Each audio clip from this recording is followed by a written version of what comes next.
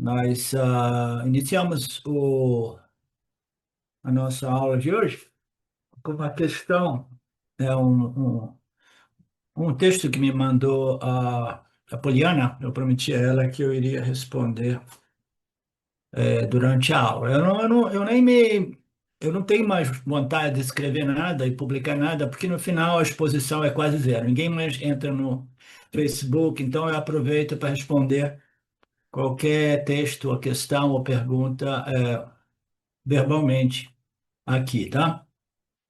E eu dou sempre a possibilidade das pessoas omitirem, né, o dono da questão ou não. A Poliana é uma pessoa muito transparente, ela nunca pede o anonimato, né? Então, vamos iniciar dessa questão que ela possui elementos que são elementos chaves do Vedanta, tá? São muito bacanas. São elementos, assim, é a chave realmente do autoconhecimento. Bom dia, professor, eu gostaria de compartilhar com o senhor um texto que eu escrevi hoje e agradecer pela vida do senhor e pela condução do Vedanta Brasil. Hoje eu tive um momento de inspiração, eu estava limpando a casa, etc., organizando algumas coisas, ouvindo música e cantando. Com isso, eu atingi, né, eu encontrei, né, porque esses estados, eles ocorrem mais ou menos espontaneamente, né? Não é que eu consegui ou eu atingi. Com isso, eu acabei experimentando um estado gostoso, um estado mental muito gostoso. E aqui a Poliana diz um estado de consciência. A gente tem que tomar cuidado com essa história de estado de consciência, porque a consciência não é sujeito a estados. A mente é que passa por diversos estados. E essa confusão entre a mente e a consciência, ela é muito comum e importante de ser resolvida, tá? Então, eu me encontrei num estado mental de muita paz e integração e alegria, né? Ah, Aí eu refleti, então, eu sou isso, tá? Então, isso aqui é um dos pontos-chave. Eu sou isso. Eu sou essa paz, eu sou esta tranquilidade, este amor, esta alegria, esse sentimento de integração e harmonia com a vida. Então, este sentimento, ele é inerente ao que? Ao estado da mente, né? E como nós sabemos, Poliana, a realidade, aquilo que é a nossa real natureza, né, não é um estado, tá? O estado pertence à mente. Você está ouvindo, Poliana? Ok. Os estados, todos eles, pertencem à mente, né? Então, esse estado de paz, amor, tranquilidade, alegria, integração, não é o que você é, tá? Esse estado, como você sabe, como você mesmo relata aqui, ele muda, porque esse estado é simplesmente uma condição imposta pela proporção dos gunas operando no corpo sutil do indivíduo. Então, a proporção dos gunas vai fazer de modo que a mente se torne mais sattvic. E uma mente satívica é uma mente pacificada, é uma mente tranquila, é uma mente mais clara, tá? É uma mente ananda, é uma mente gostosa, é uma mente na qual nós experimentamos a nossa satisfação de sermos plenos, sem nenhum desejo atrapalhando a nossa natureza pacificada, tá? Então, esse estado não é você, mas todos nós caímos neste engano e nós dizemos assim, né?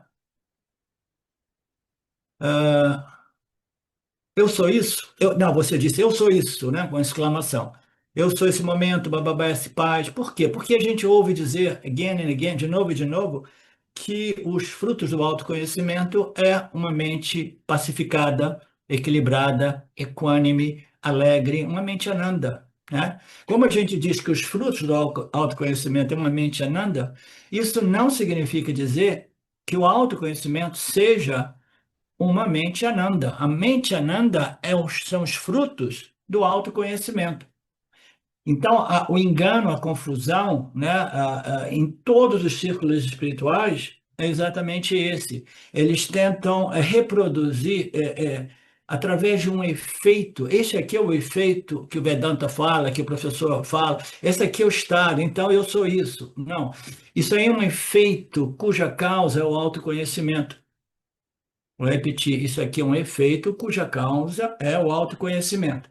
Então, quando o efeito surgir, a gente jamais dizer eu sou esse efeito. Não. Como a gente sabe, a consciência é a causa, a causa sem início, né? De toda essa realidade aparente mítia, né? Aí você mesmo se corrige e diz assim, mas eu também sou o caos. Quando ele chega, eu também sou o caos. Então aqui tem uma demonstração de identificação tanto com o estado pacificado, tranquilo, de alegria, tá? A identificação com a mente satívica e com a identificação com a mente caótica, né? Porque aqui você já diz isso, mas eu também sou o caos, né? Então, o que está de errado nisso? Simplesmente você está se identificando com os estados da mente. Você entende, Poliana? Essa identificação tem que ser rompida, tem que ser quebrada, tá? Eu também sou o caos. Então, quem sou eu? Aí você diz, eu sou ambos. Também está errado, tá? Você não é ambos. Você não é você não é nem os estados de paz e de bem-aventurança derivados de uma mente predominantemente mais satívica, e você nem é o estado de excitação, agitação, estresse ou depressão derivados da predominância de tamoguna e rajoguna. Você não é nada disso. Você não é ambos, entendeu? Isso é um ponto importantíssimo. A ideia de que eu sou o todo, eu sou a totalidade dos pares opostos. Não, você é a consciência, a luz da consciência que ilumina e revela todos os pares opostos, as experiências, né, referidas como pares opostos, ok? Então você nem é a mente satívica, você nem é a mente caótica e você não é ambos, você é a luz que revela ambos, tá? Você é a luz que revela tudo. Aí você vai e diz assim: será que um dia eu vou experimentar somente paz, calma, equilíbrio, né? Ou se eu vou viver sempre no âmbito dessa dualidade, que significa dizer os pares opostos, prazeres e dores, né? Estados, né? Variáveis de estresse, de caos e de ananda, de pacificação e paz e alegria. Então você diz, será que um dia eu vou experimentar uma mente sempre equilibrada, sempre alegre, sempre feliz? Ou vai sempre existir os pares opostos, tá? Será que vai sempre existir? Vai sempre existir os pares opostos. Mas os pares opostos, em relação à experiência do Yanni, são pares opostos que fazem esse tipo de movimento, ó. Entendeu? Essa é uma mente equilibrada, né? E a mente do Vaniani vai assim, ó, os piques de prazer e os vales de depressão. Os piques de prazer, os vales de depressão. Piques de prazer, vales de depressão, tá? Ou agitação. Então, os pares opostos sempre existem, tá? O Vedantino, quando chega no Vedanta, ele já não está realmente interessado numa mente que experimenta essa bem-aventurança, esse bliss, é isso aí, mas como eu descrevi diversas vezes, foi a situação que eu me encontrava antes da ficha cair, que eu simplesmente abandonei minhas meditações e falei, nunca mais eu vou meditar na minha vida, tá? Porque você vai perdendo o interesse daquilo que não é permanente, aquilo que não é sempre estável, tá? Aí o Vedanta vem e diz: a diferença entre experiência e conhecimento é que a experiência é sujeita ao início, meio e fim, e é um processo de constante modificação, né? Mesmo que você alcance, através do Passana, uma experiência de bem-aventurança. Ainda assim, existe uma certa flutuação, a menos que você entre em Vikalpa Samadhi, aí aparece tudo, aparece o meditador, o objeto de meditação, desaparece tudo. Mas se você estiver meditando profundamente, ainda assim vai existir diferentes graus de Ananda, Priya, Moda e Pramoda, tá? Então, o Vedanta chega para dizer o conhecimento é aquilo que é sempre bom, aquilo que é sempre presente, aquilo que não é sujeito ao cancelamento. Uma vez ele tenha sido devidamente estabelecido, ele não é sujeito ao esquecimento, etc, etc, etc, né? eu sou uma mulher e não um gato, né? É um conhecimento firme, claro, e não sujeito a dúvidas, né? Então, como eu disse ontem, né? Então, esse conhecimento é algo que, quando devidamente obtido e estabelecido, né, ele é sempre bom. Então, que história é essa de uma mente né, equânime, pacificada, satisfeita, plena, completa? Isso aí é o fruto, é um bônus inerente, né, à compreensão de sua real natureza como consciência, a única realidade. Então, o bônus é o quê? É uma mente que é livre dos desejos e aversões. A mente, sobre a tirania de desejos e aversões, ela é uma mente perturbada, experimentando os picos quando ela realiza desejo e os vales quando a mente se modifica e ela experimenta caos ou depressão, ok? Então, o Vedanta chega para dizer, não, existe uma diferença entre conhecimento e experiência.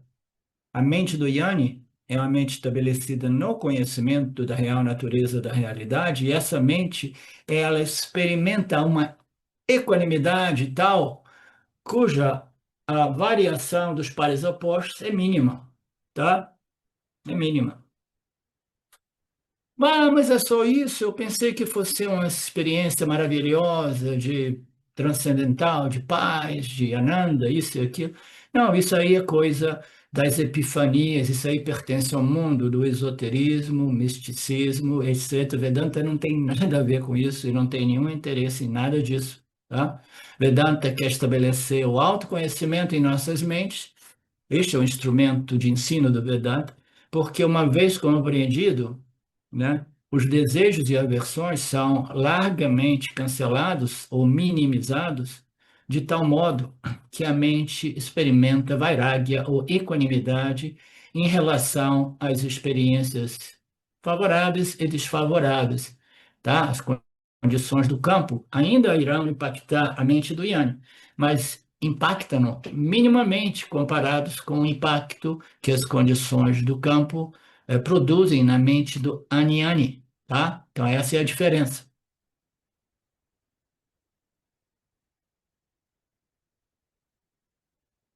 Ok. Quem é que quer esse autoconhecimento que não produz uma experiência transcendental, mística, de bliss, de bem-aventurança, sempre presente, sempre igual, sempre permanente? Quem é que quer o autoconhecimento? Pouquíssimas, raras pessoas, porque todos temos, todo ser humano, com exceção da Betânia, temos uma vassana enorme por experiência. A gente nasce, a gente recebe um outro instrumento de experiência, um outro nascimento, porque a gente quer experiência.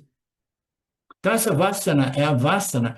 Uma vez eu escrevi eu falei de pessoa para ele no satsang, para o James, eu disse, James, eu estava contemplando sobre a vassa mãe, a vassana primordial. A vassana primordial, né, de todo ser humano é uma vássida por experiência, né? E ele achou muito bacana. Ele falou, putz, a gente precisa fazer um satsang sobre esse tema. Então a gente nasce porque a gente quer continuar a experimentar a dualidade. Eu, o conhecedor, o experimentador, e os objetos de experiências, porque eu ainda acredito que um desses objetos de experiências irão me completar e me estabelecer numa felicidade permanente. Esse é o mecanismo inconsciente que nos traz de volta ao renascimento e que nos traz de volta a correr, correr para ver, manter e evitar, né? E assim as nossas mentes ficam sempre, sempre perturbadas, sofrendo a doença do samsara, porque ninguém consegue controlar o campo das experiências, porque a equação kármica, como eu disse ontem, é uma equação extremamente complexa, né? Só a mente de Shwara a compreende.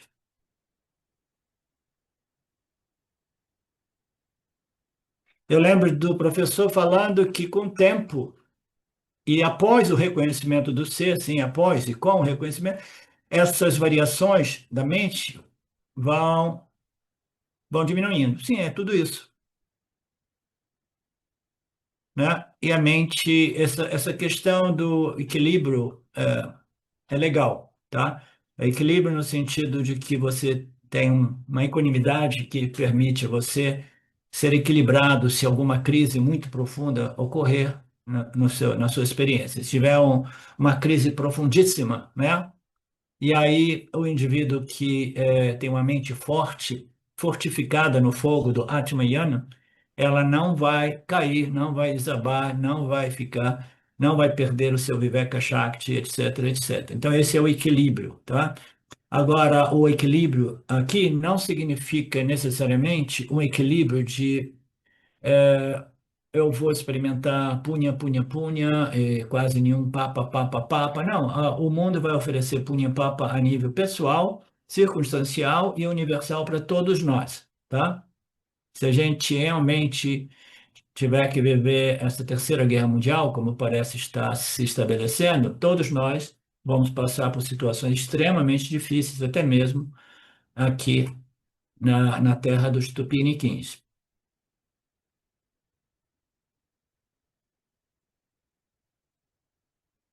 Mas talvez agora, no estágio que eu me encontro, me resta somente aceitar a minha condição com consciência, com clareza, melhor. A minha condição com clareza, né, sendo objetivo. Essa é a minha condição, a minha mente flutua, eu não sei o que eu sou, eu penso que eu sou o meu estado da mente, mas como pode ser isso? Um momento eu sou paz, no outro momento eu sou caos. Então eu tenho que aceitar essa confusão? Sim, você tem que aceitar essa confusão, porque é bem melhor você aceitar, admitir, confrontá-la do que viajar na maionese e achar que você é isso ou aquilo, que você é né, é um Yanni. Então, com clareza, com honestidade, integridade, sabendo que essas coisas vêm e vão, tudo passa, a dor e a alegria vêm e vai, e a inspiração e o desânimo vêm e vai, mas, de novo, se eu me identifico com a inspiração, eu me sinto, né, realmente numa condição de ananda, né? Mas no momento em que a inspiração se torna desânimo, aí eu vou para o outro extremo e me sinto o quê? Me sinto simplesmente fracassado, sofrendo, frustrado, desanimado, né? Então, não é por aí, como nós sabemos, né? O objetivo é simplesmente equanimidade, de passar por tudo aquilo, sabendo que tudo isso tem um início, meio, um fim, e ela aparece num fluxo de constante modificação, né? Então,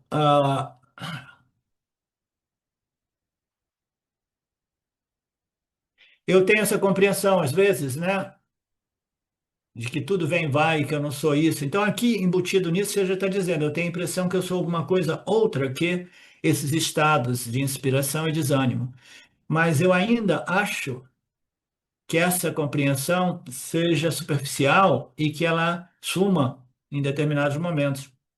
Porque essa compreensão é mais clara agora, mas amanhã ela pode estar fraca, dando espaço para confusão e dúvida.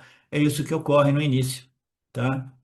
É isso que ocorre. Por isso que é importantíssimo o devoto, o discípulo, né, está sempre associado às escrituras e ao guru, né, de modo que ele possa fazer esse shravana, esse manana, para estabelecer e solidificar, consolidar esta compreensão, de modo que essa compreensão não seja sujeita de novo ao esquecimento, né? Quando eu começo a interagir no mundo, é aquela história, eu sou um Yanni durante o Shravana, né? Então eu sou um Shravana Yanni, né?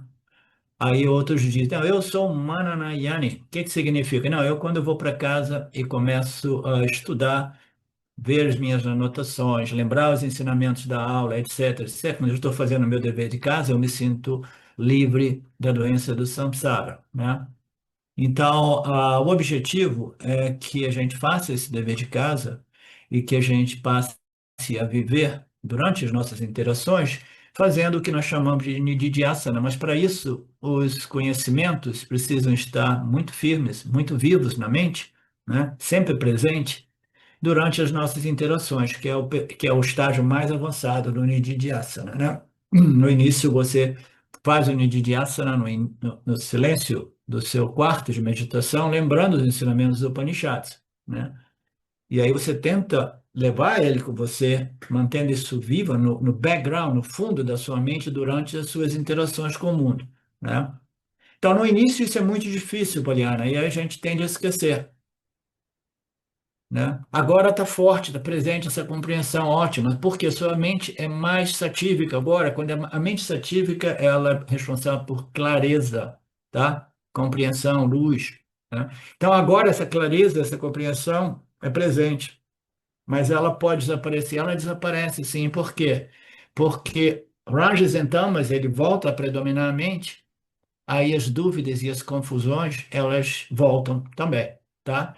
Então, cultivar, desenvolver e manter uma mente o tanto quanto satívica quanto possível, tá? Então, isso é importante. A base dos ensinamentos do Vedanta, né? Preparar a mente para o autoconhecimento que é retido, sempre firme, sempre presente, vivo em minha mente, enquanto que eu interajo com o mundo, né? Aí você diz,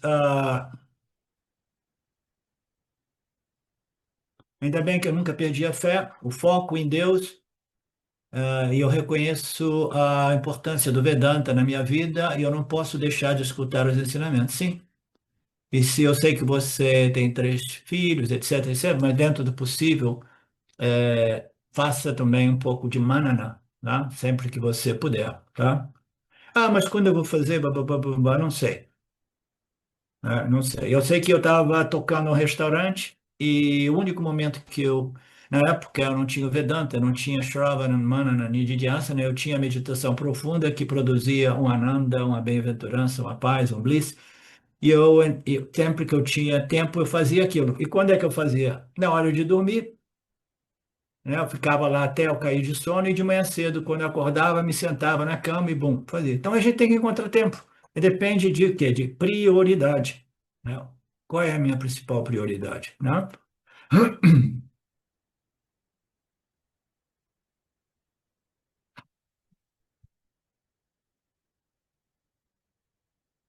Eu tenho perdido a necessidade de me exigir de muito de mim, de achar que eu sou o máximo, que eu sou brilhante, né? Que eu tenho uma grande missão. Isso é o ego alterado.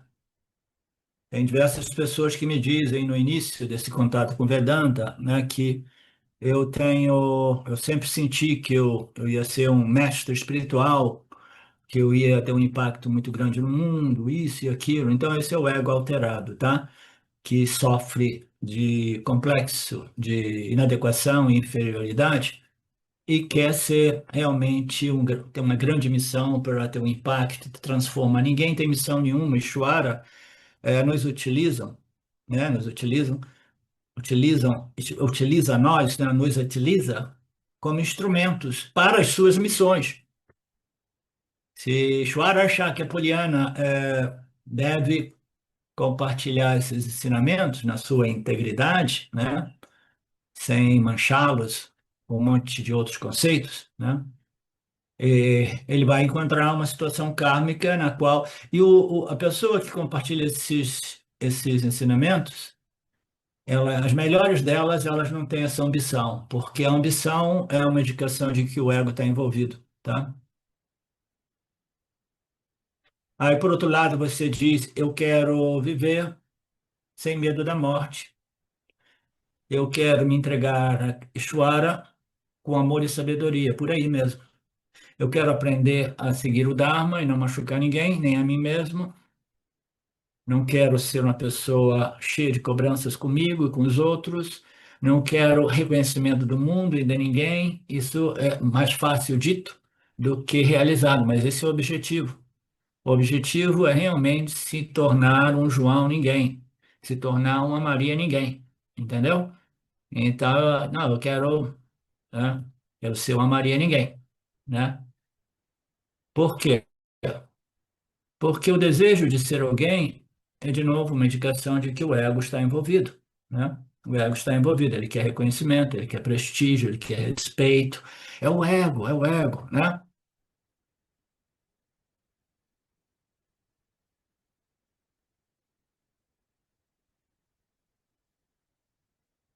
Ok. Eu ainda não compreendi, reconheci o ser que eu sou, do modo qual as escrituras expõem, mas eu estou desenvolvendo mais paciência para que a minha real natureza seja inteiramente, totalmente relevada, se for o desejo de Ishvara. Sou muito grata pelo Vedanta, dentro do nível atual de consciência, sem pressa, cuidado com essa palavra consciência. Sou grata por Vedanta, por viver esse Vedanta Brasil, neste nível de compreensão atual meu, tá?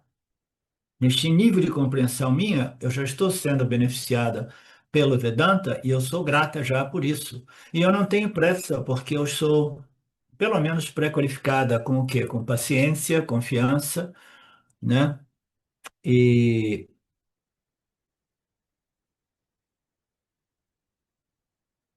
paciência, confiança, quais são as pré-qualificações que eu gosto de colocar? Confiança, Humildade, honestidade e humildade. humildade. Humildade. E eu digo tudo isso, que eu não tenho pressa, isso e aquilo, com lágrimas nos olhos, não de tristeza, mas de gratidão e reverência. Muito bonito. Sim, só aqueles momentos de clareza, né? Compreendendo que a caminhada da alma individual é longa, né? Mas ninguém sabe o quanto longa. A gente nunca sabe o quanto próximo da conclusão dessa jornada da alma individual nós estejamos. Só Ishvara que sabe, né? A gente pode imaginar, eu penso que eu esteja já alguns nascimentos distantes, né? Mas, na verdade, nós chegamos aqui, o que no Vedanta, né, no Vedanta tradicional, no Vedanta íntegro, puro, né? Não manchado por um monte de conceitos impuros, né? E isso é uma indicação de que eu estou mais próximo. O quanto próximo só Ishvara sabe. Aí você disse que eu peço a Ishvara que me fortaleça ah,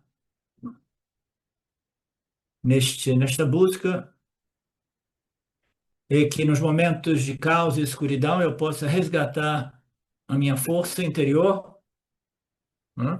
Eu sinto que o Criador me permite viver isso em alguns momentos, como forma de restabelecer o Dharma. Isso é bonito. Então, aqueles momentos de mais clareza, de mais satvaguna, de compreensão mais clara a respeito da minha real natureza e dos ensinamentos, eles servem para quê? Para me inspirar, tá?